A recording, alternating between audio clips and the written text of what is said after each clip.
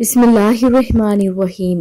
زینب T V کی طرف سے میں آپ لوگوں کے ساتھ بہت ہی پیاری ویڈیو شیئر کرنے جا رہی ہوں۔ حضرت ابو بکر صدیق رضی اللہ تعالیٰ عنہ کا عقیدہ نبی پاک صلی اللہ علیہ وآلہ وسلم روزہ اطہر میں زندہ ہے۔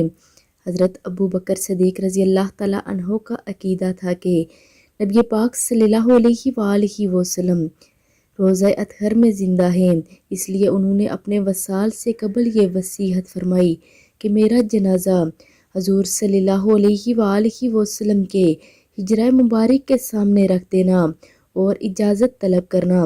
اگر دروازہ کھل جائے اور اجازت مل جائے تو مجھے حجرہ مبارک کے اندر دفن کرنا، ورنہ عام قبرستان میں۔ چنانچہ جب آپ کا جنازہ روضہ اقدس کے سامنے رکھا گیا تو دروازہ کھل گیا اور روضہ اقدس سے آواز آئی، دوست کو دوست کے پاس لے آؤ۔